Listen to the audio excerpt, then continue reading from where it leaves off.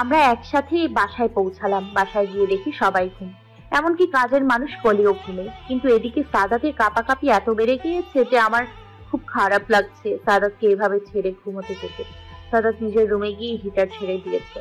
আমি মনের সাথে এক প্রকার যুদ্ধ করে রান্নাঘরে চলে গেলাম।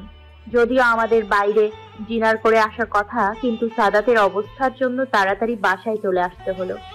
আমি রান্নাঘরে গিয়ে 10 মিনিটের মতো চরকির মতো ঘুরলাম। সব দেখে নিয়ে নুডলসের একটা প্যাকেট সাথে স্যুপ পেয়েছি। কোনো মতেই সুপি নুডলস রান্না করে আস্তে আস্তে সাদাতের রুমের দিকে এগিয়ে গেলাম। দরজাটা বাম হাত দিয়ে একটু ঠেলতেই দেখি সাদাত সাদা টাওয়ালটা জড়িয়ে খাটে বসে আছে। চুলগুলো ভেজা দেখে আমি রেগে গেলাম। মানে এটা কোনো কথা? এমনিতেই ঠান্ডা লাগিয়েছে, কে বলেছিল আইসক্রিম খেতে? তাড়াতাড়ি রুমে ঢুকে সাদাতকে ঝাড়ি দিয়ে বললাম, আপনি এই ঠান্ডায় কেন গোসল করেছেন? একে তো ঠান্ডায় কাঁপছিলেন, আর বাসায় এসে গোসল করে ফেললেন। নিজের কি একটু খেয়াল রাখা যায় না? হ্যাঁ। হাতে ট্রে সহই বাম হাত দিয়ে নিজের কপালে হালকা চাপড়ে অসহায় স্বরে বললাম, এর জন্য কিনা এত কষ্ট করে নুডলস রান্না করেছি। হায় খোদা! সাদাত কিছু বলার সুযোগ পাচ্ছে না, কিন্তু সাদাত মুগ্ধ হয়ে আমার মুখের দিকে তাকিয়ে আছে। সাদাত মনে মনে তার সুধার এই চঞ্চল মুখটা দেখতে সে শত ঝাড়ি খেতে প্রস্তুত। সাদাত একটা হাসি দিতেই আমার হুঁশ এলো।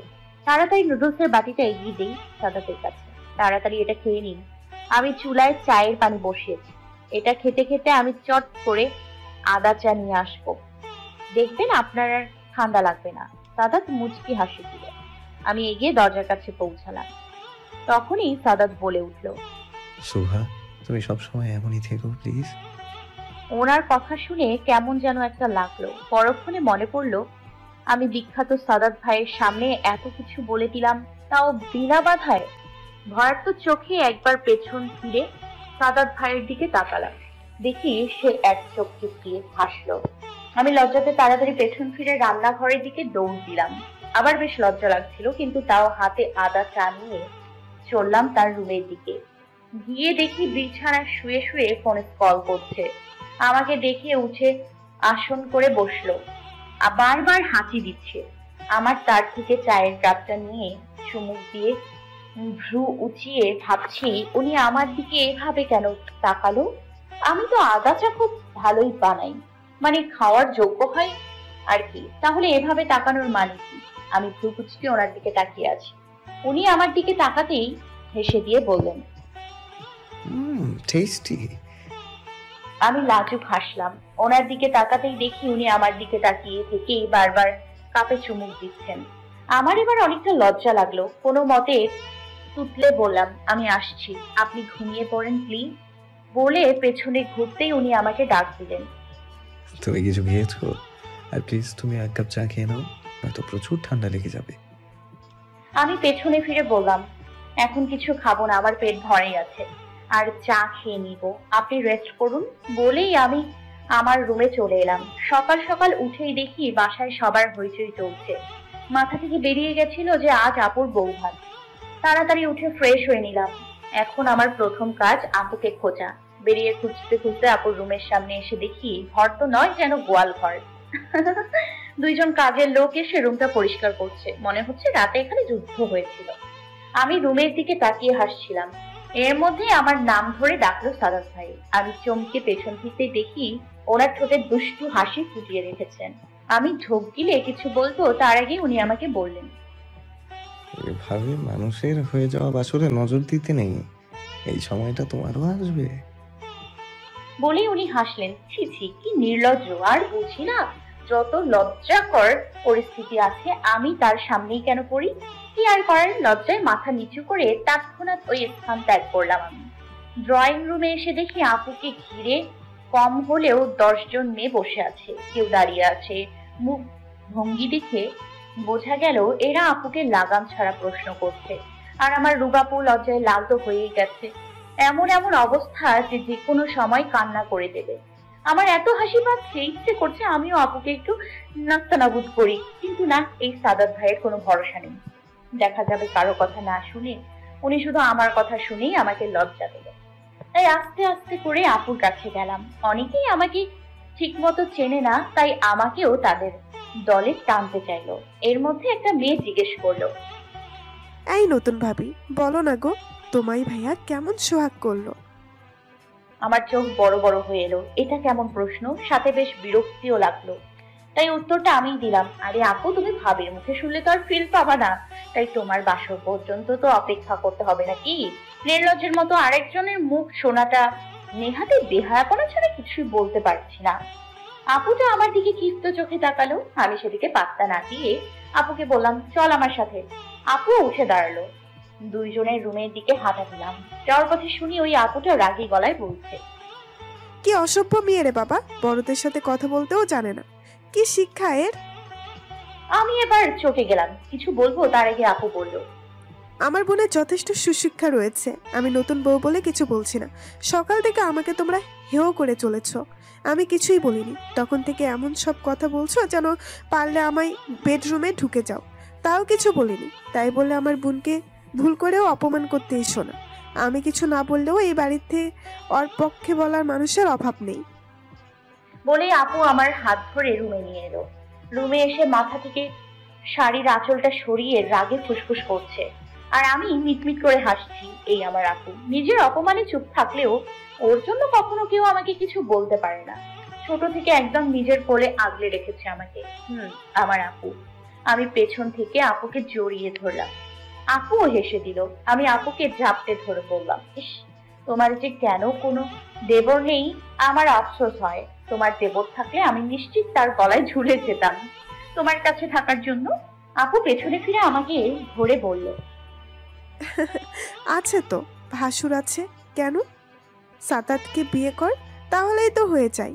এমনিতেও ও কি হ্যান্ডসাম সে, মেয়েরা তো পুরো ফিদা তার প্রতি। আপুর কথায় বেশ লজ্জা পেলাম। এখন আপুকে কি করে বলি ওনার ভাসুর আমাকে কাল রাতে বিয়ের জন্য প্রপোজাল দিয়েছে। আমি কথা ঘোরাতে বললাম, এই আপু, তুমি কি সফট হয়ে গেছো? ও হ্যাঁ, এইসব কি ভাইয়া থেরাপির কামাল? আপুর লজ্জায় কুকড়ে উঠলো। আমার বাহুতে চাপড় মেরে বলল, দুষ্টু, ওখান থেকে এখানে এনেছিস তোর এই অভ্যাস কথা শোনানোর জন্য? আমি হা হা করে হেসে দিলাম। আপু বেশ লজ্জা পাচ্ছে। ব্রেকফাস্ট করে আরফান ভাইয়াকে খুঁজে চলেছি প্রায় আধা ঘন্টা। ওনাকে খুঁজতে খুঁজতে এটাই ভুলে যাচ্ছি যে ওনাকে খোঁজার কারণটা কি। হায় আল্লাহ, খুঁজতে খুঁজতে বেখেয়ালিতে ধূপ করে ধাক্কা খেতেই কপালে হাত দিয়ে দেখি সামনে সাদাত ভাই। উনি ওনার বুকে হাত দিয়ে ডলছে, ব্যথা পেয়েছে মনে হয়। আমাকে তাড়াহুড়োয় দেখে বলল, এভাবে দৌড়ে কোথায় যাচ্ছ? আমি আশেপাশে তাকাতে তাকাতে বললাম, খুঁজছি আরফান ভাইয়াকে। সাদাত ভাই ভ্রু কুচকে বিড়বিড় করে বললেন, যাকে খোঁজা উচিত তাকে খোঁজা বাদ দিয়ে উনি আরফানকে খুঁজছে। কি কপাল! ওনার এই বিড়বিড় করা কথা স্পষ্ট আমার কানে এলো। অর্থ ঠিক মতো না বুঝেই বললাম, অন্য কাউকে কেন খুঁজবো? আমার তো আরফান ভাইয়াকেই দরকার। উনি আবার ভ্রু কুচকালেন। কেন কেন? আরফানকে কেন দরকার? আমি এবার আর চোখে ওনার দিকে তাকিয়ে বললাম, আসলেই তো, কি দরকারে যেন এসেছি। ইস, দেখেছেন, আপনার জন্য আমি ভুলেই গেলাম কিসের জন্য আমি আরফান ভাইয়াকে খুঁজছি। উনি আমাকে কিছু বলবেন তার আগেই আরফান ভাইয়া এসে সাদাত ভাইকে উদ্দেশ্য করে বললেন, ভাই সাদ, তুই এখানে একটু আপুর কাছে যা তো, আপু তোকে ডাকছে। সাদাত ভাই আরফান ভাইয়াকে উদ্দেশ্য করে বললেন। তোর শালি তোকে খুঁজছে। আরফান ভাইয়া আমার দিকে তাকিয়ে বললেন, খুঁজেছিলে শালিকা? আমি মনে করার মতো করে বললাম, কি যেন? ও হ্যাঁ, মনে পড়েছে। আপুর কি যেন আপনার কাছে আছে, সেটা আমাকে দিন, আপু পড়বে। চেন না আংটি যেন? আরফান ভাইয়াও মনে করে বললেন, হ্যাঁ, ওর চেনটা আমার কাছে। আচ্ছা, আমি চেয়ে দিয়ে দিচ্ছি।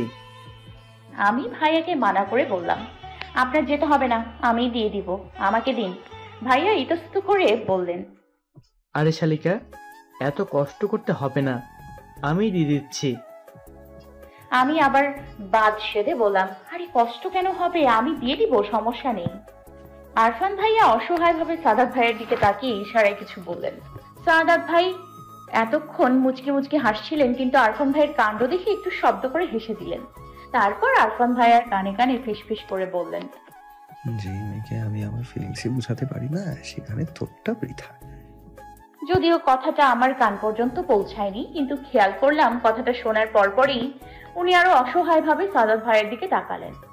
সাদাত ভাই মুচকি হেসে আমাকে বলল, আরে আরফান বললো তো ও দিয়ে দিবে, তুমি আমার সাথে আসো, ইম্পর্টেন্ট কথা আছে তোমার সাথে। আমি কিছু বলবো তার আগেই উনি আবার বললেন, আরফান, তুই ভাবিকে জিনিস দিয়ে আয়, দেরি করিস না। আবার সেন্টারে তাড়াতাড়ি যেতে হবে। আর শুভা, তুমি আমার সাথে এসো। আমি আবার কিছু বলবো তার মধ্যেই দেখি আরফান ভাই হাওয়া হয়ে গেছে আর আমি সাদাত ভাইয়ের পিছু পিছু চলছি। আমি ওনার পিছে পিছে হাঁটছি। আবার এক বদ অভ্যাস আছে, হাঁটার সময় সামনে তাকিয়ে হাঁটি না, নিচের দিকে তাকিয়ে হাঁটি। আজ আবারও সাদাত ভাইয়ের পিঠের সাথে আমার কপাল, নাক মুখের সংঘর্ষ হলো। উনি এমন কোনো লাগাম বাচ্চা না দিয়ে দাঁড়িয়ে গেলে যা হওয়ার তাই তো হবেই। নাক মুখ কুঁচকে ওনার দিকে তাকাতেই উনি এক ঝটকায় আমার বাহু ধরে পাশের দেয়ালে ঠেকিয়ে ধরলেন। আমি আকুম্বিকতায় পুরো দমে অবাক। অবাক চোখে ওনার দিকে তাকাতেই দেখি উনি শান্ত চোখে আমার দিকে তাকিয়ে আছে। আমি বেশ ভয় পেলাম।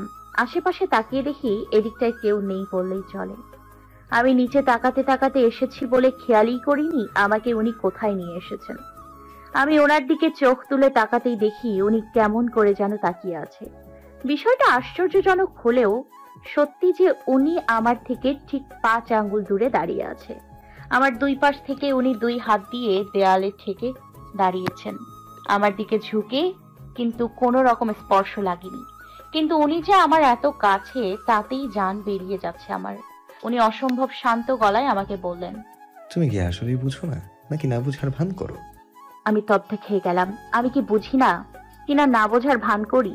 আমি আমতা আমতা করে বললাম, আমি কি বুঝি না, আমি কি না বোঝার ভান করি? আপনি কি বোঝাতে চাইছেন ভাইয়া? উনি এক দৃষ্টিতে আমার দিকে তাকিয়ে আছে। একটু থেমে আবার বললেন, এই যে ভাইয়া ডেকে কানের পোকা মেরে ফেলো, এটা থেকে মুক্তি চাই। আমি বেশ ভাবলেশীন ভাবে বললাম, এমা সে কি? তাহলে আমি আপনাকে কি বলে ডাকবো?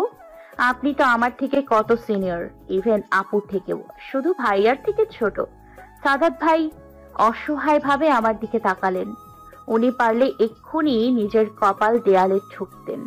উনি ওনার হাত দেয়ালের সাথে আরো জোরে চেপে আমাকে বললেন, অ্যাডাল্ট মেয়ে হয়ে এই আজাইরা এক্সকিউজ কিভাবে দাও? কালকে যে প্রপোজ করলাম তার উত্তর দাও আমাকে। অবশ্য তুমি না করলেও তোমার সেই আমাকেই বিয়ে করতে হবে।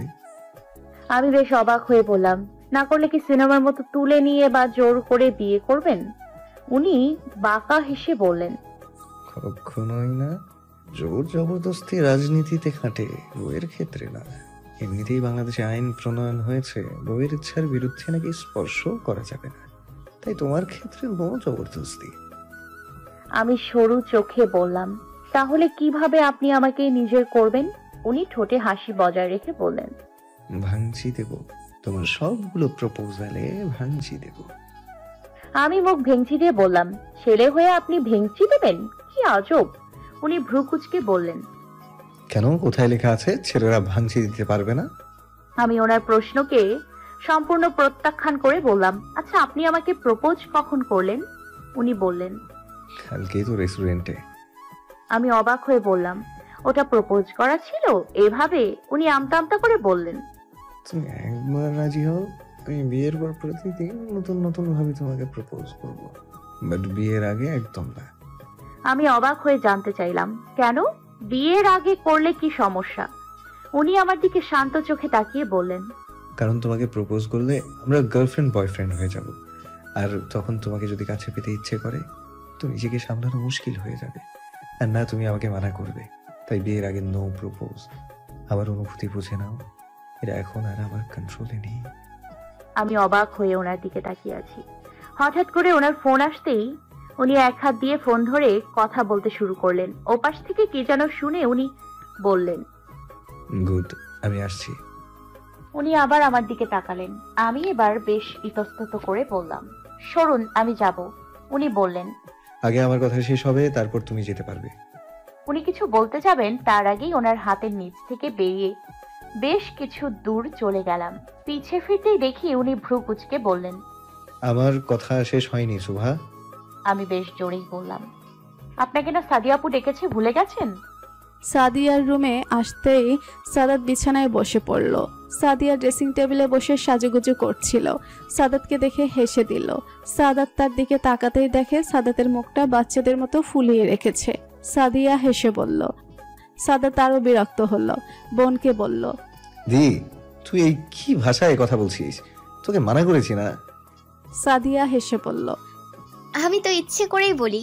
আচ্ছা বল, এবার কি কারণে এভাবে মুখ ফুলিয়ে রাখছিস? সাদাত অসহায়ভাবে বলল। দি, ও এত দুষ্ট কেন? সাদিয়া অবাক হয়ে বলল। কে? সাদাত তার চোখে বোনের দিকে তাকিয়ে বলল। আবার একজনই উনি আছে, তাকে সামলাতেই জান যায়। সাদিয়া এবার ভালো মতো বুঝলো, সাদাতেরকেও আবার হেসে বলল। কারণ সে তোর হবু বউ, তোর একটু ধাঁচা যদি না থাকে তাহলে কি হয় নাকি? সাদাত অসহায়ভাবে তাকালো, যা দেখে সাদিয়া আবার হেসে দিল। বউ ভাতের জন্য সবাই সেন্টারে পৌঁছে গেছে। রাত পর্যন্ত এখানে অনুষ্ঠান চলবে। আমি আপুর সাথেই সাজুগুজু করে চলে এসেছি। এসে সবচেয়ে বেশি অবাক হলাম, কারণ আজ আমি একটা রয়্যাল ব্লু কালারের লেহেঙ্গা পরেছি, আর সাদাত সাহেব উনি রয়্যাল ব্লু কালারের একটা পাঞ্জাবি গায়ে জড়িয়েছেন। ওনার এই উজ্জ্বল শ্যামা গায়ের রঙে পাঞ্জাবিটা বেশ মানিয়েছে। ওনাকে ফর্সা বলা চলে, কিন্তু ধবধবে নয়, তাই বেশি অ্যাট্রাকটিভ লাগে দেখতে। নায়কদের মতো সিক্স প্যাক নেই, তবুও যা দেখতে মাশাল্লাহ। আসলে ওনার অ্যাটিটিউড দেখে মেয়েরা ফিদা, আর অপ্রিয় হলেও সত্য উনি আমার উপর ফিদা। হ্যাঁ, কখনো নিজের মুখে বলেননি, কিন্তু তার প্রতিটা কাজের মাধ্যমে প্রকাশ করেছেন। আর এটাও সত্য, আমি ওনাকে বেশ পছন্দ করি। যদিও মুখে হয়তো কোনো কালেই আমি বলতে পারবো না, ওনার থেকে ভয়টা কেমন যে চলে গেল। না, এই লোকটাকে আমি কিছুতেই ইগনোর করতে পারবো না। আজ তাকে বলেই দেব। অনুষ্ঠানের মাঝামাঝি সময় সবাই আনন্দ উল্লাসে ব্যস্ত, কিন্তু শান্তি নেই রুবায়াতের মনেও। কিছুতেই সাদিয়ার পাশে আসিফকে মেনে নিতে পারছে না, শুধু শুধু চিপকাচ্ছে সে। সাদিয়া ওকে কিছু বলছে না দেখে আরো বেশি ক্ষেপে গেল। হঠাৎ খেয়াল করলো আসিফ সাদিয়াকে নিয়ে কোথায় যেন যাচ্ছে। রুবায়াত তার পাশে থাকা মানুষগুলোকে সাইড কাটিয়ে সাদিয়ার পিছু চললো। কেন যেন মনে হচ্ছে কিছু একটা বিপদ ঘটবে। কতক্ষণ ধরেই সাদাতকে খুঁজে চলেছি, কিন্তু মশায়ের দেখা নেই। আজব, যখন পাত্তা দেই না তখন ঠিক ধেই ধেই করে সামনে হাজির হয়, কিন্তু এখন তার দেখাও পাওয়া যাচ্ছে না। খুঁজতে খুঁজতে স্টেজের বিপরীতের দিকে যাচ্ছি, হঠাৎই পেছন থেকে বলে উঠল, আমাকে খুঁজছো শোভা? আচমকা কথা বলায় বেশ ভয় পেয়ে গেলাম। পিছনে ফিরে 2 কদম পিছিয়ে এলাম। এই সাদাত নামক ব্যক্তিটা থেকে আমি যতই ভয় কমাতে চাই না কেন, মনের মাঝে উনি সবচেয়ে বড় ভয়। এতক্ষণ মনে মনে কত ঠিক করছিলাম যে ওনাকে বলে দিব যে আমিও ওনাকে পছন্দ করি, কিন্তু উনি সামনে আসাতে পেটের কথা গলায় আটকে আছে। কি করি? আসলে আমি আপনাকে খুঁজছিলাম। উনি ভ্রুকুচকে বললেন। কেন? আমি একটা ঢোক গিলে বললাম, আপনাকে কিছু বলার ছিল। উনি এবার মুচকি হাসলেন, হাসি মুখেই বললেন, তো বলো। আমি অসহায়ের মতো ওনার দিকে তাকিয়ে আছি। আসলে ভাবছি কথাটা বলবো কিভাবে। আমি আপনাকে ভালোবেসে ফেলেছি। চোখ বুজে এক নিঃশ্বাসে বলে দিলাম। কোনো আওয়াজ না পেয়ে একটু একটু করে চোখ খুলে দেখি সামনে কেউ নেই। মানে কি? এত কষ্ট করে কাকে কনভিন্স করলাম? আশেপাশে তাকিয়েও খুঁজে পেলাম না সাদাতকে। খুব বেশি কষ্ট পেলাম। কেন? 2 মিনিট ধৈর্য ধরে কি আমার কথা শোনা যেত না? না, তা যাবে কেন? এক তপ্ত শ্বাস ফেলে ওই স্থান ত্যাগ করলাম। সেই থেকেই চেয়েও মুখে হাসি আনতে পারছি না। যার জন্য যেই দেখছে সেই জিজ্ঞাসা করছে কি হয়েছে আমার। অন্য মনস্ক হয়ে বসেছিলাম একটা চেয়ারে। তখন আম্মু এসে বলল, সুবাহ, কি হয়েছে তোমার? এরকম মুখ ফুলিয়ে কেন রেখেছো? আমি আম্মুকে পেয়ে কেমন যেন গলে গেলাম। আম্মু জানো, আসলে আমাকে মাঝপথে থামিয়ে দিয়ে আম্মু বলল, মানুষ কত কথা বলছে তোমাকে নিয়ে, শুনেছো? আমার সম্মান এভাবে শেষ করে দিবে দেখছি। এক বোনের সুনাম শুনছি তো অন্য বোনের বদনাম। আমি অবাক হয়ে আম্মুর দিকে তাকিয়ে আছি। যেখানে নিজের আম্মু আমাকে কোনো পাত্তা দেয় না, সেখানে অন্যের ছেলের পাত্তা তো আশাই করি না। ছলছল চোখে আম্মুর দিকে তাকিয়ে আছি। চোখের কোণে যে পানির কণার ভিড় রয়েছে, তারা যে কোনো সময় নোটিফিকেশন না দিয়ে গড়িয়ে পড়বে বলে আশঙ্কা করা যায়। আর সাথে জন্মালো এক রাশ অভিমান। তাই আম্মুকে তাড়াতাড়ি বললাম, চিন্তা করবেন না, আমি এখান থেকে চলে যাচ্ছি, যাতে কেউ আর কোনো কথা আপনাকে বা আপনাদের না বলতে পারে। দুঃখিত আমার জন্য আপনার সম্মানে আঁচ আসলো বলে আর এক মুহূর্ত অপেক্ষা করিনি। দৌড়ে সেন্টার থেকে বাইরে বেরিয়ে এসেছি। না, আর পারছি না কান্না আটকাতে। চোখের পানিগুলো আজ বড্ড অবাধ্য হয়ে পড়েছে। সুভা চলে যেতেই সুভার আম্মু ধপ করে চেয়ারে বসে পড়ল। সাদাত আড়াল থেকে সামনে এসে সুভার আম্মুর কাঁধে হাত দিল। সাদাতের উপস্থিতি টের পেয়ে সুভার আম্মু কেঁদে ফেললেন। সাদাত হাঁটু গেড়ে তার সামনে বসে পড়ল, দুহাতে চোখের পানি মুছিয়ে দিয়ে বলল, এটা কিন্তু ঠিক না, এভাবে আমাকে অপরাধী বানাই দিবা? সুবার আম্মু সাদাতের দিকে তাকিয়ে বলল, এই প্রথম আমি আমার মেয়েটার সাথে এত খারাপ আচরণ করেছি। খুব কষ্ট পেয়েছে আমার বাচ্চাটা। সাদাত মুস্কি হেসে বলল, কান্না করো না প্লিজ, আমিও তো ওকে অ্যাভয়েড করছি। আজ যে আমি কত খুশি হয়েছি আমি বলে বোঝাতে পারবো না। ইচ্ছে হচ্ছিল জড়িয়ে ধর। সুবার আম্মু তাকাতে সাদাত মেকি হাসি দিয়ে বলল, ওইভাবে থাকাও কেন হবু শাশুড়ি আম্মু, আমার বউই তো হবে। সুবার আম্মু ফিক করে হেসে দিল। সাদাতের বাহুতে হালকা চাপড় মেরে বলল, বাজে ছেলে একটা। সাদাত একটা শ্বাস ফেলে বলল, তোমার মেয়েকে সব খুশি দেবো ইনশাল্লাহ। আজ যে কষ্ট সে পেয়েছে আর কখনো পাবে না, বরং অনেক বড় সারপ্রাইজ ওর জন্য অপেক্ষা করছে। হঠাৎ সুবার আম্মু বলল, সাদাত মেয়েটা তো একাই বেরিয়ে গেল। সাদাত তার শাশুড়িকে আশ্বাস দিয়ে বলল, এইগুলা এই হবু জামাতার উপর ছেড়ে দাও না শাশুড়ি আম্মু। রুবায়েত সাদিয়ার পিছু গিয়ে দেখে আসিফ সাদিয়াকে একটা রুমের মধ্যে নিয়ে গেছে, যা দেখে তার চোখটা অটোমেটিক বড় হয়ে গেল। রুবায়েত ভাবতেও পারেনি সাদিয়া এমন করতে পারে। এমন নয় যে সে সাদিয়ার বিষয়ে কিছু জানে না। যাকে ভালোবাসে তার সকল খোঁজখবর নেওয়া হয়ে গেছে রুবায়েতের। এখন সে যখন আসিফকে সুবার সাথে দেখেছে তারপর থেকে সে বিষয়টা নিয়ে খুব ভেবেছে। এবার একটু সময়টাকে পিছিয়ে বলে আসল বিষয়টা। সেদিন সুবার পিছনে শুধু সাদাত নয় রুবায়েতও এসেছিল। সে এরকম দেখে আসিফকে মারতে চেয়েছিল, কিন্তু সাদাত তার হাত ধরে আটকে দেয়। আর সাদিয়ার বিষয় হলে সাদিয়ার বিয়ের কথা শুনে রুবায়েত কিছুক্ষণ স্তব্ধ হয়েছিল। তখন সাদাত নিজেও জানতো না রুবায়েত তার বোনকে পাগলের মতো ভালোবাসে, কিন্তু আসিফকে এইরকম দেখে সেও ধাক্কা খেয়েছিল। আর তার সুবার সাথে সে এই ব্যবহার কিছুতেই মানতে পারছিল না, তাই রাগে তার চোখ লাল হয়ে এসেছিল। নিজেকে খুব কষ্টে সামলেছিল, কিন্তু এর শাস্তি সে আসিফকে অবশ্যই দেবে। কিন্তু তার আগে সে আসিফের আসল রূপটা সাদিয়ার সামনে আনতে চায়, যাতে সাদিয়া কোনোভাবে সাদিদকে ভুল না বুঝে। আর সব ক্ষেত্রে মাথা গরম করলে চলে না, একটু মাথা ঘামাতে হয়। কিন্তু সুভার মুখ থেকে রুবায়েতের কথা শুনে এর জন্যই সাদাত অবাক হয়েছিল, সাথে অনেক খুশি। সুবাকে সন্দেহ করার মতো নিচু মন মানসিকতা সাদাতের নেই। সেই থেকে রুবায়েতও চেয়েছিল সাদিয়া থেকে দূরে থাকতে, কিন্তু এই অবাধ্য মন তা মানতে একদমই নারাজ। বর্তমানে রুবায়েত অগ্নি চোখে তাকিয়ে আছে সাদিয়ার আসিফের দিকে, আর সাদিয়ার চোখ নিচের দিকে। কেন যেন সে রুবায়েতের চোখের দিকে তাকাতে পারছে না। আর আসিফ একা একা রুবায়েতকে যা নয় তাই বলছে। সে তো আর জানে না রুবায়েতকে, তাহলে হয়তো এতগুলো কথা সে ভয়েও বলতো না। রুবায়েত আর সহ্য করতে পারলো না, ধুমধাম মারতে লাগলো আসিফকে। রাগটা যেন ক্রমশ বাড়তেই লাগলো। বেশি রাগ লাগছে সাদিয়ার উপর, এক নজরে তার দিকে তাকিয়ে আছে। আজ যেভাবে আসিফ তার সাথে জোর জবরদস্তি করছিল, যে কোনো একটা অঘটন ঘটে যেত যদি না রুবায়েত আসতো। রুবায়েত আসিফকে এমন ভাবে মারছে যে মনে হয় না 6 মাসে বিছানা ছেড়ে উঠতে পারবে। আরো আর্মিদের মার। সাদিয়া অবস্থা বেগতিক দেখে ছুটে এসে ছাড়াতে নেয় আর বলে, ছেড়ে দিন আসিফকে, মরে যাবে তো, প্লিজ ছেড়ে দিন। সব ঠিক ছিল, কিন্তু সাদিয়ার চোখের পানি দেখে রুবায়েত আরো খেপে গেল। আসিফকে ছেড়ে সাদিয়ার গালে ঠাস করে একটা চড় বসিয়ে দিল। রুবায়েত রীতিমতো রাগে কাঁপছে, চিৎকার করে বলল, ছি, তুমি এতটা চিপ মেয়ে ভাবতে ঘৃণা লাগছে। ও তোমাকে ডাকলো আর তুমি নাচতে নাচতে চলে এলে। সাদিয়া কান্নারত অবস্থায় কাঁপা কাঁপা কণ্ঠে বলল, ও আমার ফিয়ন্সে, তাই মানা করতে পারিনি। রুবায়েত গলার স্বর দ্বিগুণ বাড়িয়ে বলল, বাহ, কি সুন্দর কথা। তা দেখবেন আপনার ফিয়ন্সি কি করে বেড়ায়। রুবায়েতের কথা বলতে বলতেই ফোন থেকে কিছু ক্লিপস বের করলো। ক্রাইম এজেন্সি থেকে লোক ঠিক করে আসিফের সব বায়োডাটা বের করেছে সে। এই ক্লিপসগুলোর মধ্যে দেখা যায় কোনোটাই কালো টাকা লেনদেন, কোনোটাই মেয়েদের সাথে ঘনিষ্ঠ অবস্থায়। সাদিয়া দু কদম পিছিয়ে গেল ভিডিও দেখে। রুবায়েত সাদাতকে ফোন দিয়ে ডাকলো। সাদাত এক প্রকার দৌড়ে সেখানে পৌঁছালো। এক একে সব খুলে বলল তাকে। সাদাত কাউকে ফোন করে বলল আসিফকে নিয়ে যেতে। সাদাতের কথা মতো 5 মিনিট পর দুজন লোক এসে আসিফকে নিয়ে গেল। তারা খুব ভালো করে জানে আসিফকে কোথায় নিয়ে যেতে হবে। মুখ শক্ত করে বসে আছে রুবায়েত। তার ঠিক সামনে কান্নারত অবস্থায় আছে সাদিয়া। সে কিছুতেই বিয়ে করতে চাচ্ছে না। রুবায়েত এক ধমক তাকে দিয়েছে। ধমকের স্বরে কেঁপে উঠেছিল সে। সাদাত তার বোনকে আলাদা নিয়ে গিয়ে বলেছিল, দি, আজ আমার জন্য হলে ওই বিয়েটা কর। তোর কাছে হাত জোর করছি, আমি রুবায়েত ভাইয়ের কাছে ঋণী। একটা সুযোগ আছে ঋণ শোধ করার, দি প্লিজ। অবশেষে সাদিয়াও তার ভাইয়ের কথা মতো বিয়েতে রাজি হলো।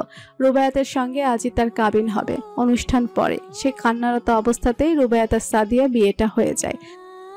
বারবার আমার ফোনে কল এসেই যাচ্ছে, কিন্তু আমি তো কষ্টে আর রাগে ফোনেই তুলছি না। 50টার উপরে মিসড কল। আজ একটু বেশি কষ্ট পেয়েছি। আম্মু আমাকে শাসন করে, তার আমি যথেষ্ট সম্মানও করি, কেননা বড়রা আমাদের শাসন করবে এটা একদমই স্বাভাবিক। তাই বলে আজ একটু বেশি হয়ে গেল না?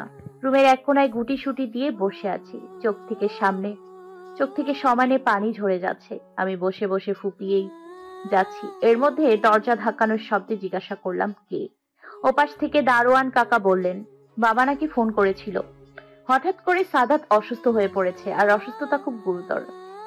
এখন কি আর আমার বসে থাকার মতো শক্ত মন আছে নাকি? ইচ্ছে করছে উড়াল দিয়ে পৌঁছাতে পারলে বাঁচি। সোজা চলে এলাম সাদাতদের বাসায় ঢুকতেই ড্রয়িং রুমে সবাই জড়ো হয়ে আছে। আমাকে দেখে সকলের ওই মুখটার রাগে কেমন যেন করতে লাগলো। আমি সেসবে পাত্তা না দিয়ে উপরে চলে গেলাম। সাদাতদের রুমে নক না করেই ঢুকে পড়লাম। দেখি সে বিছানায় শোয়া, কিন্তু চোখ বন্ধ। সাদিয়া আপু পাশে বসে সেই থেকে কান্না করেই যাচ্ছে। তার থেকে একটু দূরে রুবায়েত ভাইয়া ফোনে কথা বলছে। আমি বিছানার কাছে এগিয়ে যেতেই সাদিয়া আপু আমাকে দেখে উঠে দাঁড়ালো। সাদিয়া আপুকে দেখে কেমন যেন খটকা লাগলো। আবার সাদাতের দিকে তাকিয়ে মেজাজ খারাপ হয়ে গেল।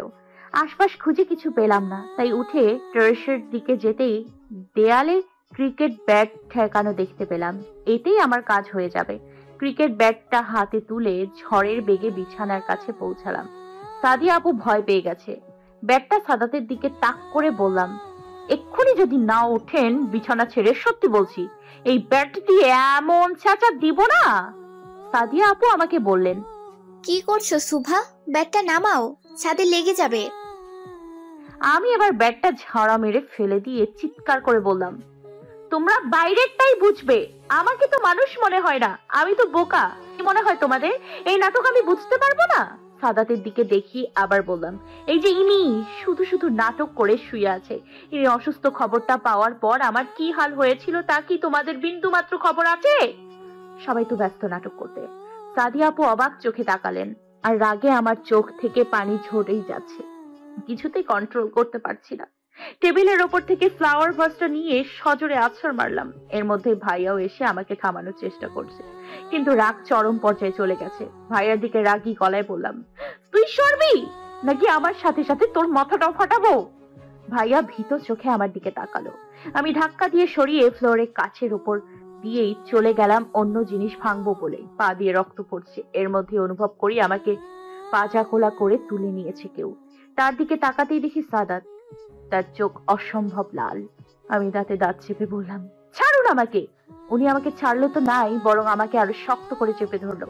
আমি হাত পা ছোটাছুটি করতেই এমন এক ধমক দিল যে সেই থেকে কান্নাই করে যাচ্ছি। উনি আমাকে খাটে বসিয়ে দিয়ে যে ওঠাবেন তারও শক্তি পাচ্ছেন না। কেমন যেন মাথা হাত দিয়ে চেপে ধরেছে। কোনো মতে সাদিয়া আপু আর ভাইয়াকে বললেন, তোমরা একটু বাইরে যাও তো। ওনার এই কথা শুনে ওনার প্রতি ভয়টা আবার সুন্দর করে প্রকাশ পাচ্ছে। আর আমার ভাইটাও কি সুসুর করে দুজনেই বেরিয়ে গেল। আর যাওয়ার সময় এক মারাত্মক কাজ করলো, দরজাটা লাগিয়ে দিয়ে গেল। আমি এখন ফুপাতে ফুপাতে ওনার দিকে তাকালাম। ইমা, উনি আমার দিকে ওই লাল লাল চোখে তাকিয়ে আছে। খুব শান্ত স্বরে বলল, কি সমস্যা? এরকম চেঁচামেচি আর ভাঙচুর করছো কেন? শক্ত হয়ে বসে আছি, কিছুতেই ওনার সাথে কথা বলা যাবে না। উনি আবার আঙুল দিয়ে ওনার কপালটা ঘষে নিলেন, আবার জিজ্ঞাসা করলেন, কথা বলবা না? আমি এবারও চুপ। কিন্তু উনি এবার এক মারাত্মক কাজ করলেন, আমার ঠোঁটে এক নিঃশব্দ চুম খেলেন। আমি তো অবাক হয়ে তাকিয়ে আছি। এবার জোরেই কান্না করে দিলাম। আমার কান্নার শব্দে দরজা খুলে কেউ আসার চেষ্টা করেছিল, কিন্তু উনি হাত দিয়ে ইশারা দিতেই সব সুসুর করে চলে গেল। উনি শান্ত চোখে আমার দিকে তাকিয়ে আছে। এবার হালকা হেসে বলল, কথা না বললে কিন্তু পানিশমেন্ট চলতেই থাকবে, আর তার ট্রেলার কিন্তু একটু আগে দিলাম। এবার কি চুপ থাকতে পারি? পেটের যত জঞ্জাল আছে সব ছাড়ছি, মনের কথা। উনি উঠে গিয়ে ফার্স্ট এড বক্স এনে আমার পায়ে ড্রেসিং করতে লাগলো, আর আমার ননস্টপ বক বক চলতেই আছে। আপনারা খুব খারাপ, খুব মানে অনেক বেশি, খুব। এভাবে নাটক কেন করলে? জানেন আসার সময় একটা গাড়ি আমাকে ধাক্কা দিতে নিয়েছিল, তাও কোনো মতে নিজেকে সামলে নিয়েছি। কিন্তু এখন মনে হচ্ছে মরে গেলেই ভালো হতো। এই নাটক দেখার জন্য বেঁচে আছি কেন? উনি আমার পায়ে খুব জোরে অ্যান্টিসেপটিক মেশানো তুলোটা চেপে ধরলেন, কিন্তু আমার কোনো রিয়াকশন দেখতে না পেয়ে উনি হতাশ। তারপর নিজ থেকে বললেন, আমার জন্য ছুটে এসেছো? এবার মেজাজটা আরো বিগড়ে গেল। পুরা রামায়ণ কাহিনী শোনার পর বলে সীতা কার বাপ, তো কার জন্য ছুটে আসবো? হার্টলেস মানুষ। উনি হালকা হাসলেন, তারপর বললেন, আমি সত্যি একটু অসুস্থ হয়ে পড়েছিলাম। আমার প্রেশার বেড়ে গিয়েছিল, তাই ঘুমের ওষুধ খেয়ে ঘুমাচ্ছিলাম। এই জন্য কিছুই টের পাইনি। যখন ফ্লাওয়ার ভাসটা ভাঙলে তখন ঘুম থেকে জাগ্রত হয়েছি, তো মাথাটা ধপধপ করছিল। এবার আমি অসহায় চোখে ওনার দিকে তাকালাম। কিন্তু আমি তো মনে করেছি আপনারা নাটক করছেন, কেননা আপনি অসুস্থ হলে সবাই এমন নিশ্চিন্তে কেন বসেছিল?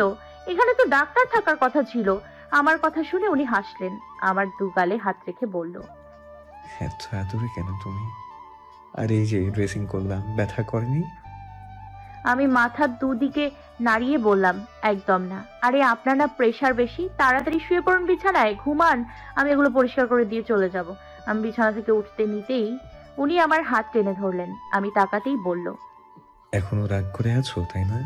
একটু সবুর করো, সারপ্রাইজ আছে। আমি অবাক হয়ে বললাম, কি? উনি অপ্রস্তুত ভাবে বললেন, কিছু না। তুমি কোথায়? ও যাবে না? এখন এখানে বসে থাকো আমার কাছে। কিছুক্ষণ পর সাদিয়া আপু আর রুবায়েত ভাইয়া একসাথে রুমে এলেন। আমি বুঝতে পারছি না এরা একজন আর একজনের সাথে এমন চিপকে আছে কেন। আর আসার পর থেকে ওই আসিফ শয়তানটাকেও দেখতে পেলাম না। সাদাত হুট করে আমার হাত ধরে বললেন, শোভা, আগামী শুক্রবার তোমার, আমার আর দি রুবায়েত ভাইয়ের বিয়ে। আমি তো অবাক। বিয়ে মানে? হুট করে বিয়ে? এটা কোনো কথা? হঠাৎ বিয়ে মানে এটা কোনো কথা? এর মধ্যে সাদিয়া আপু বলল, আরে আমার তো বিয়ে। হুট করে আপুর হাত চেপে ধরলো ভাইয়া। আর সাদাত তুতলাতে তুতলাতে বলল, আরে দির তো বিয়েটা ভেঙে গেছে, তাই রুবায়েত ভাই দিকে বিয়ে করতে রাজি হয়ে গেছে। আমার এদের প্রতি ভীষণ সন্দেহ হচ্ছে। আর চোখে ওনার দিকে তাকিয়ে বললাম, তো সাদিয়া আপু আর ভাইয়ার বিয়ের দিন এখানে আমাকে নিয়ে কেন টানাটানি? সাদাত অপ্রস্তুত হেসে বলল, না, মানে কখন কি হয়ে যায় যদি মরে টরে যাই, তাই আগেই ফরজ কাজটা সারতে চাচ্ছি। এমনিতেই প্রেশার বেড়ে যায়।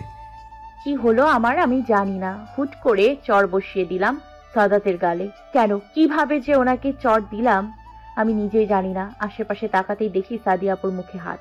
ভাইয়াও চোখ বড় বড় করে তাকিয়ে আছে। আর সাদাত অসভ্য লোক, গাল চুলকাচ্ছে। আমি তো অবাক। মানুষ থাপ্পড় খেয়ে রাগ করে, নয়তো গালে হাত দিয়ে থাকে, আর উনি গাল চুলকাচ্ছে। আপনি গাল চুলকাচ্ছেন কেন? উনি অসহায় ভাবে আমার দিকে তাকিয়ে বলল, এইটুকু কথার জন্য কেউ চর মারে? তাই এমন ভাবে মারলো যে গালে কাতুকুতু লাগলো, তাই তুই ভাবে চুলকাচ্ছি। না চাইতেও সাদাতের কথা শুনে হেসে দিলাম। আর সাদাত মুগ্ধ হয়ে আমার হাসি দেখে যাচ্ছে। সাদাতকে বিশ্রাম নিতে বলে রুম থেকে বেরিয়ে এলাম। চেয়েছিলাম বাসায় চলে যাব, কিন্তু সাদাত মশাই যেতে দেবে না কাউকে। এখন পড়লাম মুশকিলে। এই লেহেঙ্গা পরে তো থাকতে পারবো না, তাই সাদিয়া আপু তার একটা শাড়ি আমাকে পরিয়ে দিল। শাড়ি নিয়ে হাঁটতে বেশ কষ্ট হচ্ছে আমার। আম্মু আমার সাথে কয়েকবার কথা বলতে চেয়েছি, কিন্তু অভিমানের কারণে একবারও কাছে যায়নি।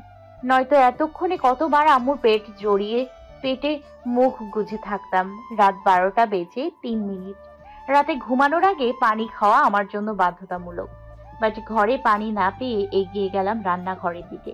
ড্রয়িং রুম ক্রস করতে যাব, এর মধ্যেই কারেন্ট চলে গেল। এমনিতেই অন্ধকার, তার উপর আবার কারেন্টও নাই। আস্তে আস্তে এগিয়ে যেতেই খেলাম এক ধাক্কা। সামনে যে কোনো একজন মানুষ তা আমি খুব ভালো করেই বুঝতে পারছি। হঠাৎ করে আমাকে জড়িয়ে ধরলো। এটা সাদাত, আমি ড্যাম শিওর। শরীর পুরো কাঁপন দিচ্ছে। উনি ফিসফিস করে বললেন, হ্যাপি বার্থডে সাদাতের মিষ্টি শোভা, আমার শোভা। উনি একটু থেমে বললেন, আই লাভ ইউ টু। আমি অবাক হয়ে ওনার অবয়বের দিকে তাকাতেই উনি আমাকে ছেড়ে দিলেন। সাথে সাথে লাইট জ্বলে উঠলো, আর সবাই একসাথে উইশ করলো। সবার দিকে তাকিয়ে দেখছি, কিন্তু কাঙ্ক্ষিত মানুষটিকে না পাওয়ায় এমনিতেই কান্না পাচ্ছে। অজান্তেই ঠোঁট উল্টে এলো। তখনই হঠাৎ কেউ বলে উঠলো, happy birthday to you, happy birthday to you my Pushpu বাচ্চা, হ্যাপি বার্থডে টু ইউ। আমি পেছন ফিরেই দৌড়ে গিয়ে আম্মুকে জাপটে ধরলাম। আম্মুও হেসে আমাকে সাদরে গ্রহণ করলো। এটাই আমি, আর এটাই আমার মা। যতই বকুক, যতই উল্টা পাল্টা বলুক, দিন শেষে সে আমারই আম্মু। কখনো মায়ের মনে কষ্ট দেয়া যাবে না। আমি কখনোই আম্মুর সাথে রাগ করে 5 মিনিটও থাকতে পারি না, আর আম্মুকেও থাকতে দেই না। যত যাই হোক আমি আমার মায়ের কোলেই খুঁজি। সবাই মুগ্ধ হয়ে তাকিয়েছিল আমাদের দিকে, সবার চোখে পানি। আমি হাঁটু ভেঙে আম্মুর পায়ের কাছে বসে পেট জড়িয়ে পেটে মুখ গুজে দিলাম। আম্মুর ঠোঁটে হাসি। আম্মুর হাতে পায়েস ছিল, সেও বসে পড়লো। আমার চোখের পানি মুছে দিয়ে পায়েস খাইয়ে দিল। আমি নাক টেনে বললাম, আম্মু জানো আমার আজকে অনেক কষ্ট হয়েছে। তোমার সাথে কতক্ষণ কথা বলি নাই, বুকটা আটকে আটকে আসছে। তুমি কেন এটা বললা? আম্মু আমাকে জড়িয়ে ধরে বলল, আর কখনো বলবো না বেবি। আমি ভ্রু কুচকে বললাম, আম্মু। আম্মু সহ সবাই হেসে দিল। সাদাতকে দেখিয়ে আম্মুকে বললাম, আম্মু জানো এই যে ভাবওয়ালা, এনাকে সকালে প্রপোজ করছি, আর ইনি আমাকে এখন লাভ ইউ বলছে। সাদাত সম্পূর্ণ ভেবাচাকা খেয়ে গেছে। এভাবে যে সবার সামনে কথাটা বলবো হয়তো উনি কোনো কালেই ভাবেনি।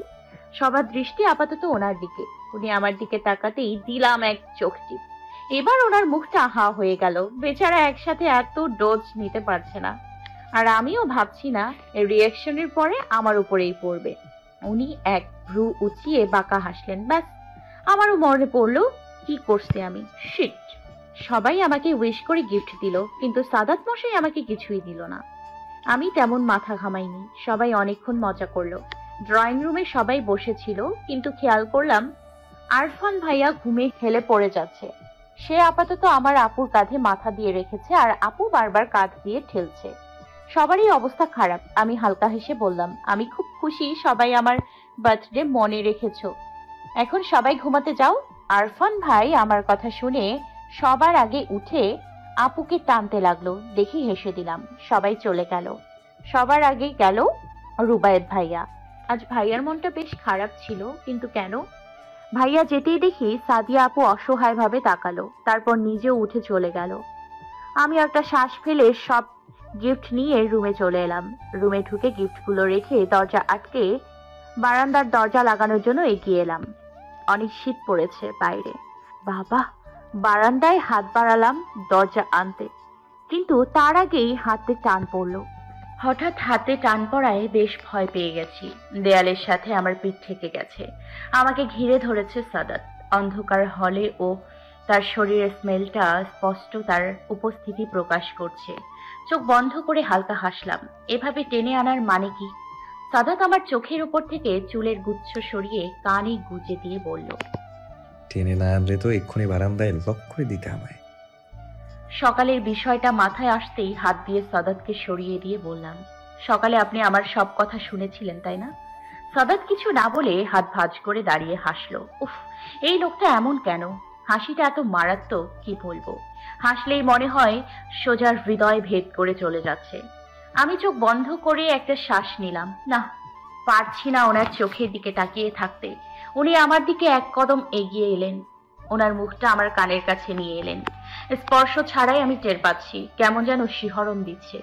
একে তো ঠান্ডায়, আর এক উনি আমার এত কাছে দাঁড়িয়ে থাকায় ওনার ফিসফিস করে বলা কথায় চোখ খুলে তাকালাম। হ্যাঁ, আমি আমার সুভার কথা না শুনে চলে যাব?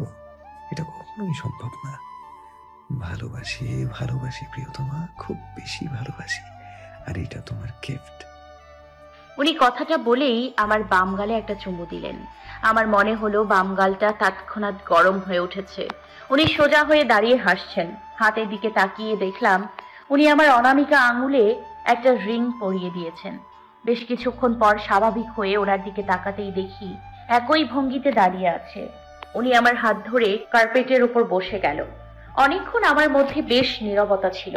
নীরবতাকে ভেঙে আমিই বললাম, আপনি সকালে আমাকে কোনো উত্তর না দিয়ে কেন চলে গিয়েছেন? আমি খুব হতাশ হয়েছিলাম। তারপর আম্মু আমাকে বলল, সাদাত আমাকে কিছু বলতে না দিয়ে নিজেই বলল, আমি জানি ওখানে আমি ছিলাম। আমি আন্টিকে বলেছি তোমার সাথে যেন একটু রুড বিহেভ করে। তখন আমি এমনি এমনি যাইনি, তোমার কথা সম্পূর্ণই শুনেছিলাম, এবং উত্তর দেওয়ার আগে দেখি কিছু মহিলা আন্টিকে যা নয় তাই বলেছে, আর তাদের বিষয়টা ছিল আমাকে আর তোমাকে নিয়ে। আসলে হ্যাঁ, এর জন্যই আন্টি তোমার উপর একটু রেগে গিয়েছিল। আমি ওই মহিলাদের সামনেই তোমার আর আমার বিয়ের কথা বলি। আন্টি অবাক হয়ে আমার দিকে তাকিয়েছিল। সে মানতে নারাজ ছিল, কিন্তু তোমার বাবা এসে তারপর আন্টিকে বুঝিয়েছিল। এর মধ্যে দিয়ের ঘটনা আর তোমার বার্থডে সারপ্রাইজ সব মিলিয়ে আমার প্রেশারটা বেড়ে গিয়েছিল। আমি অবাক হয়ে বললাম, সাদিয়া আপুকে আজ খুব বিষণ্ণ দেখিয়েছে। আপু ঠিক আছে তো? আর রুবায়েত ভাইয়াকেও এত তাড়াতাড়ি কি করে মেনে নিল? সাদাত আমার ঠোঁটে আঙুল দিয়ে বলল। সাদাত আমাকে চুপ করিয়ে দিয়ে বলল, চোখ বন্ধ করে আমার কাঁধে মাথা রাখো। আমি ভ্রু কুচকে তাকাতেই উনি ওনার হাত দিয়ে আবার চোখের পাতা বুঝিয়ে দিলেন। আলতো করে আমার মাথাটা নিয়ে ওনার কাঁধে রাখলেন। আমিও চুপ হয়ে এই শীতের রাতে ঠান্ডা হয় উপভোগ করছি। কিছুক্ষণ পর উনি বললেন, সুভা, তোমাকে এখন যা বলবো তা সুন্দর করে আগে শুনবে, তারপর বলবে, ঠিক আছে? আমিও বাধ্য মেয়ের মতো সম্মতি দিলাম। উনি প্রথম থেকে শেষ পর্যন্ত সবটা বললেন। আমি অবাক হয়ে ওনার দিকে তাকালাম। উনি আমার হাত ধরে বলল, রুবায়েত ভাইয়া দিয়ের ওপর রেগে আছে আমি জানি, কিন্তু এটাও মানি তারা দুজনে খুব তাড়াতাড়ি নিজেদের মধ্যে সবটা ঠিক করে নেবে। আমি একটা শ্বাস ছেড়ে বললাম, আমিও তাই চাই। সারা রাত সাদিয়া বালিশে মুখ গুজে কেঁদেছে। তার একটাই অভিযোগ, কেন তার সাথে এমনটা হলো, কেন তাকে এভাবে ধোঁকা দেয়া হলো। যদিও সাদিয়া আসিফের কাজে তার প্রতি অবহেলা প্রকাশ পেত, কিন্তু সাদিয়া তো আসিফকে ভালোবাসে, আর সে তার ফ্রেন্ডস ছিল বলেই সাদিয়া সবটা সহ্য করত। অন্যদিকে রুবায়েত সারাটা রাত পায়চারি করেছে। সে সাদিয়াকে সহজ সরল ভাবত, তাই বলে এত। আজ সে একটু দেরি করে পৌঁছালে কি হতো, ভাবতেই তার শরীরের লোম দাঁড়িয়ে যায়।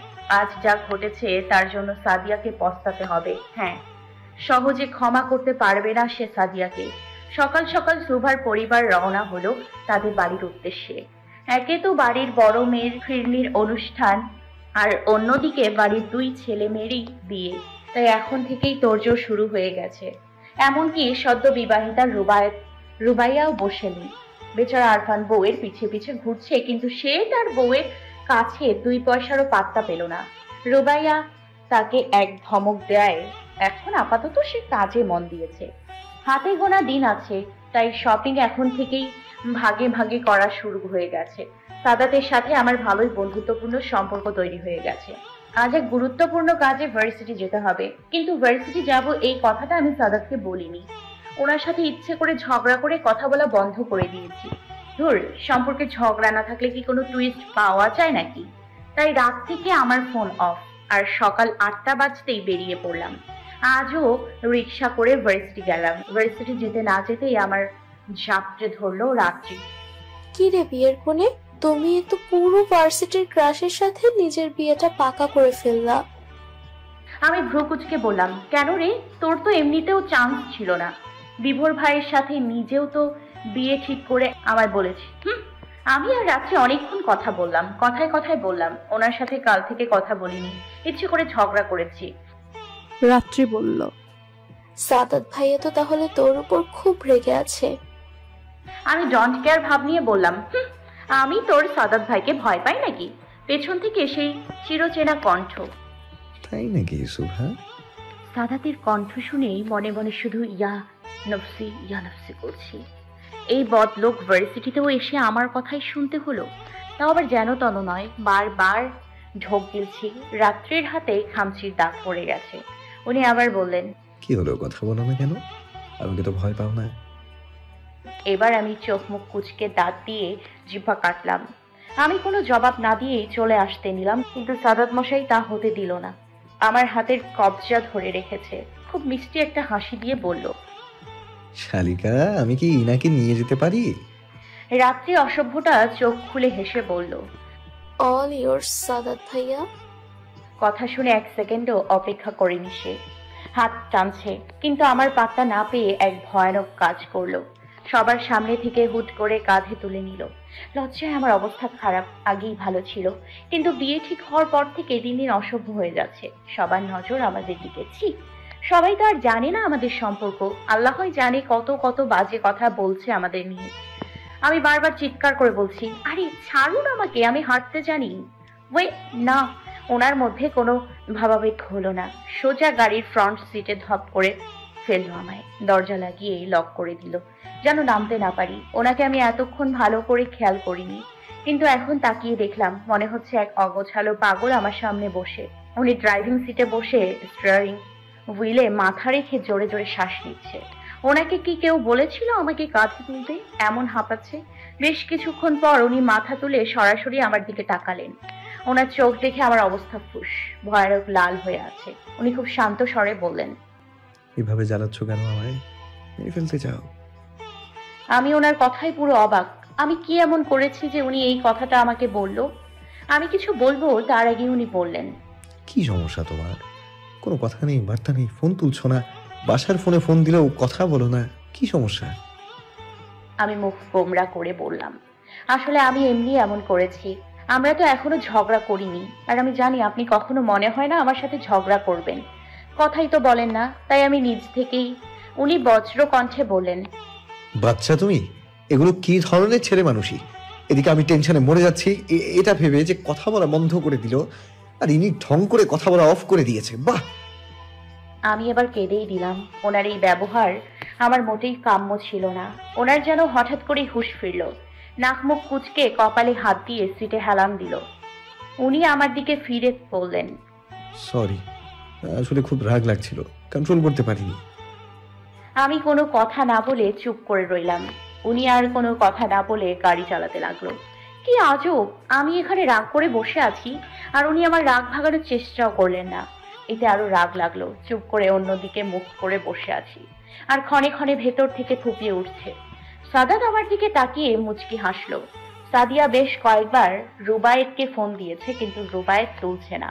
এই কয়দিনে সাদিয়া স্বাভাবিক হওয়া আপ্রাণ চেষ্টা করছে, কিন্তু রুবায়েত তাকে কোনো প্রকার সুযোগই দিচ্ছে না। সাদিয়া খুব ভালো করেই বুঝতে পারছে রুবায়েতের এই রকম ব্যবহারের কারণ, কিন্তু সে মানতে পারছে না। প্রথমত সে আসিফের থেকে ধোঁকা পেয়েছে, আবার এখন রুবায়েতের অবহেলা সে নিতে পারছে না। যখন থেকে সাদাত তাকে তার প্রতি রুবায়েতের অনুভূতির কথা বলেছে, তখন থেকে সে এত অনুতাপে ভুগছে। সে ডিপ্রেশনে পড়ে যাচ্ছে। সে একজন অ্যাডাল্ট নয়তো কোনো ভুল পদক্ষেপ সে অনায়াসে নিত, কিন্তু এখন ভাবতেই গায়ে কাঁটা দেয়। এখন সে শুধু নীরবে কান্নাই করে। আমাদের বাসার সামনে গাড়ি থামতেই চুপচাপ দরজা খুলতে গেলেই দেখি দরজা লক। বেশ কয়েকবার ধাক্কা দিয়েও কোনো লাভ হয়নি, তাই ব্যর্থ হয়ে ঠোঁট উল্টে বসে আছি। তাও কথা বলবো না এই দুর্নীতিবাজের সাথে। উনি আবারও হাসলেন। আমার হাত টান দিয়ে ওনার দিকে ফিরিয়ে আমার গাল ওনার দুহাতে আবদ্ধ করে বললেন, সরি তো। এই, ওনার এই কথা শুনে কেমন যেন লাগলো। আমি সাথে সাথে চোখ বন্ধ করে ফেললাম। উনি মুচকি হেসে আলতো করে আমার গালে চুমু খেলেন। প্রথমে বাম গালে, তারপর ডান গালে, তারপর কপালে, আর তারপর আমি লজ্জায় মুখ ফিরিয়ে নিতে গিয়েও পারিনি। কারণটাও সে আমার কপালে কপাল ঠেকিয়ে এসে মুচকি মুচকি হাসছে। হাসলে তার ডান গালে হালকা টোল পড়ে যা দেখতে মারাত্মক। যতবার টোলটার দিকে তাকাই ততবার বুকের ভেতরে ধুক করে ওঠে।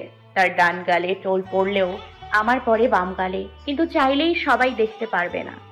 যারা আমাকে খুব কাছে থেকে জানে তারা প্রায়শই দেখতে পায়। ভাবতে ভাবতে সাদাতের কণ্ঠ শুনতে পাই, আর মাত্র 3টে দিন, তারপর থেকে তুমি সম্পূর্ণ আমার হয়ে যাবে।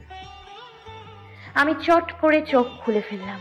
আসলেই তো আমার কাছে আর 3টে দিন আছে অবিবাহিত ট্যাগ নিয়ে ঘোরার জন্য। বাসায় এসে দেখি বিয়ের তোড়জোড় ধুমছে চলছে। বাবা এদিক দৌড়চ্ছে তো মা ওদিক। আপু কাজ করছে, ভাইয়া সোফায় বসে ফোনে কথা বলছে আর ইশারায় কাজ বুঝিয়ে দিচ্ছে। আমি ক্লান্ত হয়ে সোফায় ধপ করে বসে পড়লাম। ভাইয়া আমার দিকে একবার তাকিয়ে মাথায় হাত বুলিয়ে আবার কাজ করা শুরু করলো।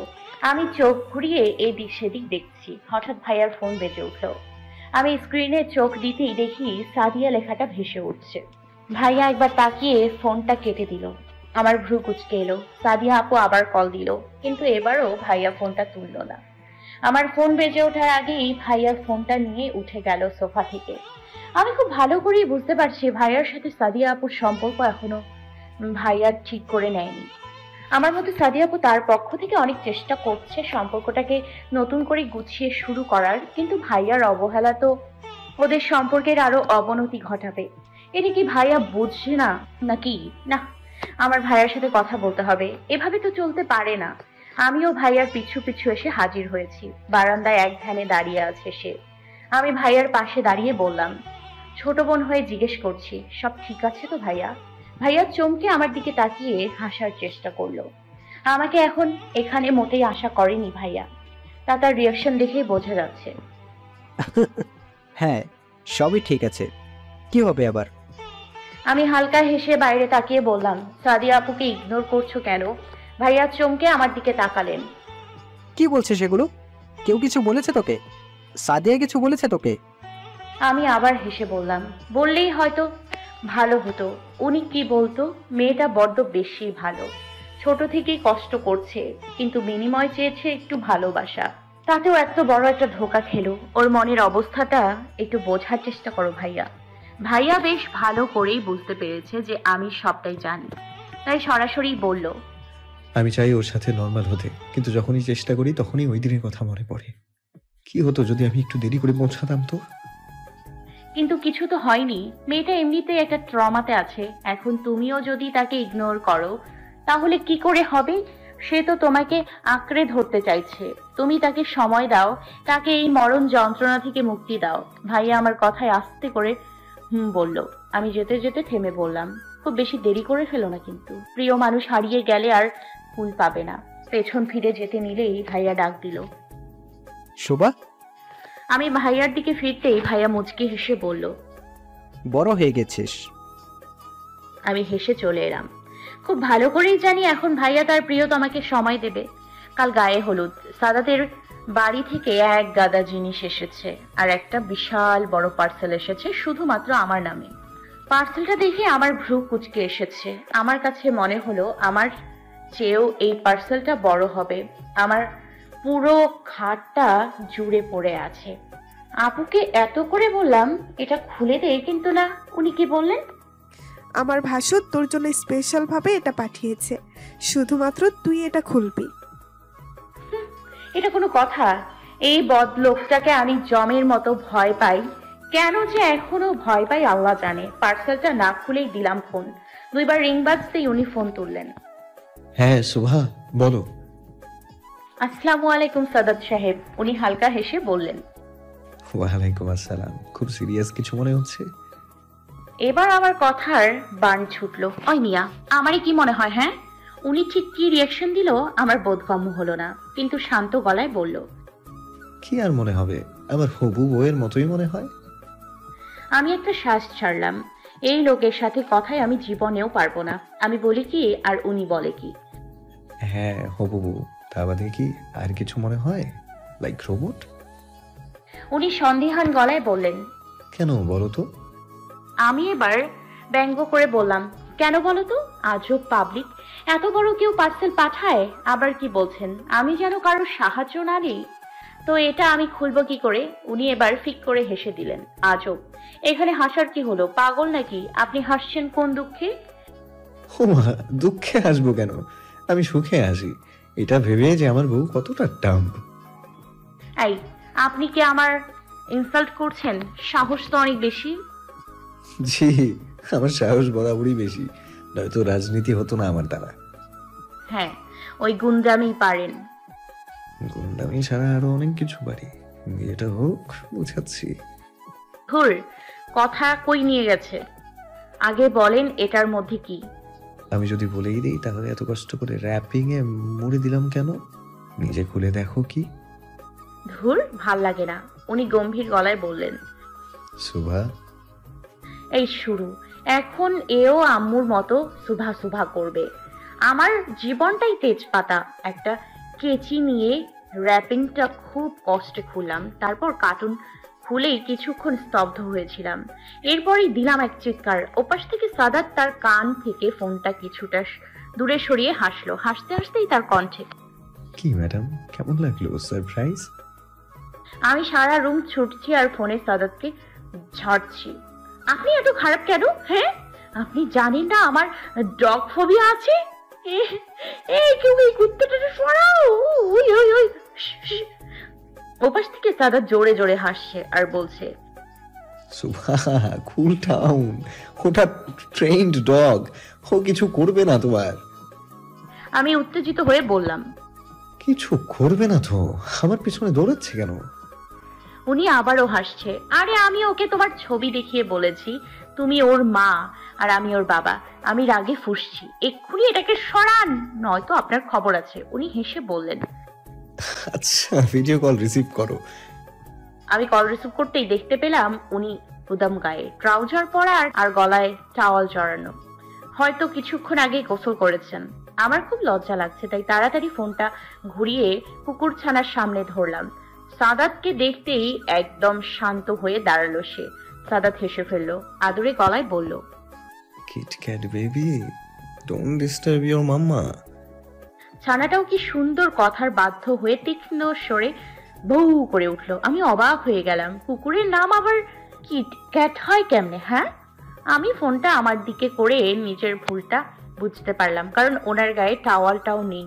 তাড়াতাড়ি চোখ সরিয়ে নিতেই হেসে ফেললো সে, মোহনীয় গলায় বলল, দূরে থেকে এত লজ্জা পাচ্ছ সুভা? মাত্র 2 দিন, কি করবে তুমি? ওর কথাটা শুনে গায়ের লোম হঠাৎ দাঁড়িয়ে গেল। উফ, এই লোকটা পারেও বটে, পুরো অ্যালার্ম ক্লক রিমাইন্ডার হয়ে বাজতেই থাকে। সকাল সকাল সবাই ব্যস্ত, কারণ আজ রুবায়েত ভাইয়ার বিয়ে। আর আমার নামমাত্র বিয়ে বলেই আমার মনে হয়। আবার অন্যভাবে বলতে গেলে বলা যায়, যার বিয়ে তার হুঁশ নেই, পাড়াপড়শির ঘুম নেই। আমার ক্ষেত্রে কথাটা খাটলেও আমার উনির ক্ষেত্রে খাটে না। সে সবকিছু নিয়েই সিরিয়াস। কাল রাতে এত নাচ গানের মধ্যমণি ছিলাম আমি। আমাকে ঘিরেই ছিল যত শত কাণ্ড। ইভেন আমার শান্তশিষ্ট ভোলা ভালা ভাইও কাল নাচ গান করেছে। আর আমার কথা বাদই দিলাম, তাই তো সকাল 9টা বাজে। এখন আমি কুম্ভকর্ণের মতো পড়ে পড়ে ঘুমোচ্ছি।